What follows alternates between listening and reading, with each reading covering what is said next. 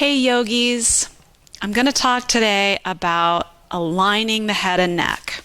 So if you've been in my classes at all recently, you know I've been working on this for quite a while. And a week or so ago, I came across an article talking very specifically about new science in terms of the ways the human body is compensating for all of our cell phone usage.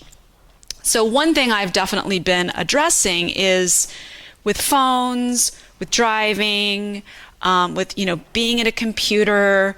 Those of you that are parents, carrying kids, we're all sticking our heads out more naturally.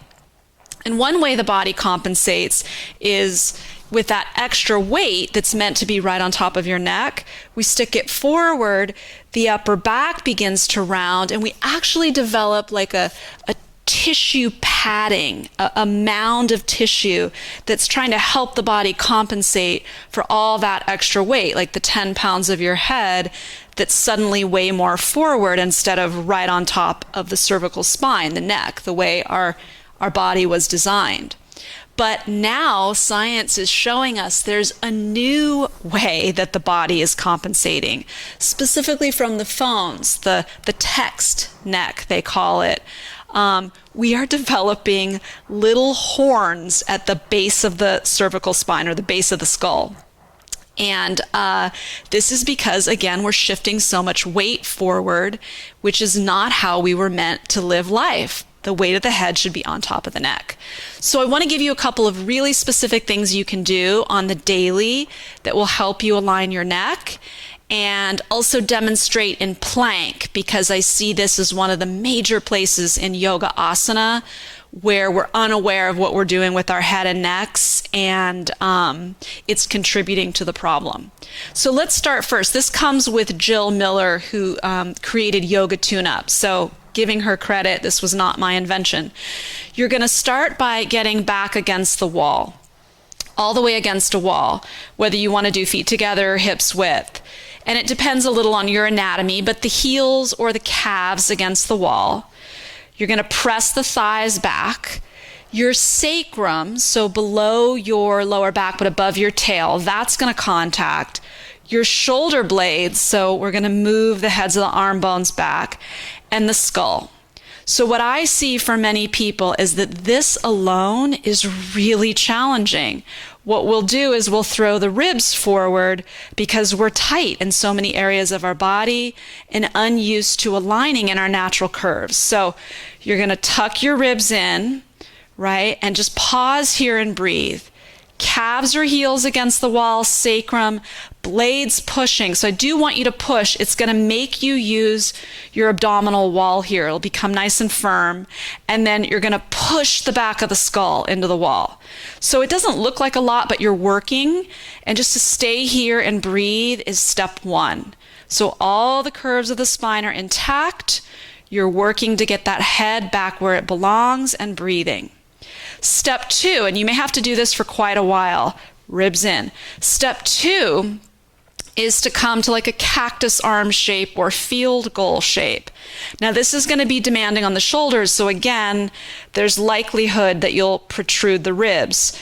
Whole time, breathing and tucking those ribs in. Press the skull into the wall, and then try to keep the contact between the elbows, forearms, and backs of your hands, and come up and come down. So the blades are working, you're opening your chest. Again, calves, sacrum, shoulder blades, back of the skull, all pushing into the wall. Keep the ribs in.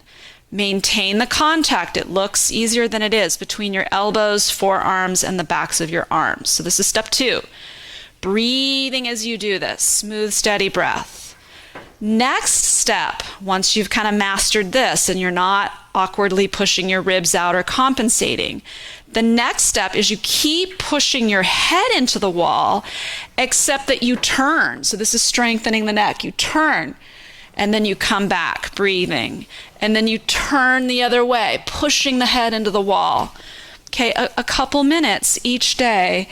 This is really powerful to help realign the head and the neck.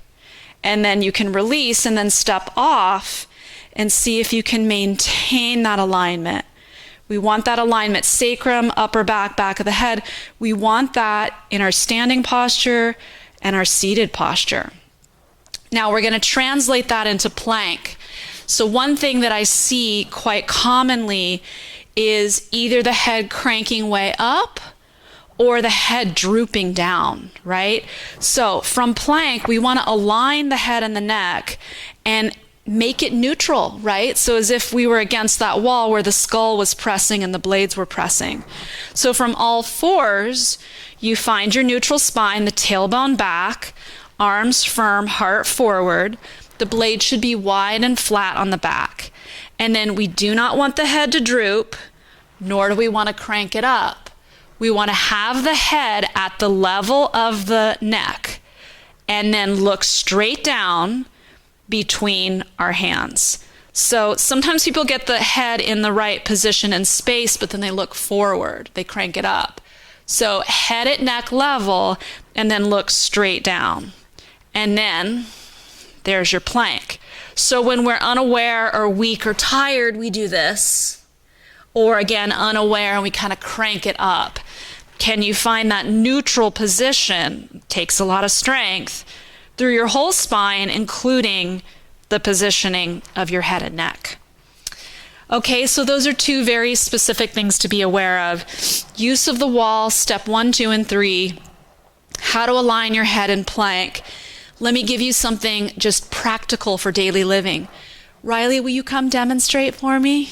My daughter's going to demonstrate what happens with device usage. So she's got her device. Just come on over. You can sit and face the camera. So hey everyone, show how we tend to hold the device when we're not aware, right? So it's down in front, her head is cranked forward, and this is what's developing that horn at the base of the skull. So what would be a better way to hold your head and neck?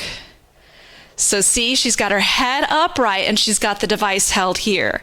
Now, you probably have to sit against something. You can release, honey. You probably have to sit against something if you're holding a device for quite a bit of time, or set up something where you can prop that device and it can be at eye level. But we have to get out of the habit of this and get that device up to eye level so that the weight of the head can be where it belongs, on top of the neck. Thanks, Rai. Okay, yogis, I hope that's helpful. This is becoming an epidemic. It's in younger people because we're starting younger on these devices, and within a period of time, our body is compensating for so much misalignment.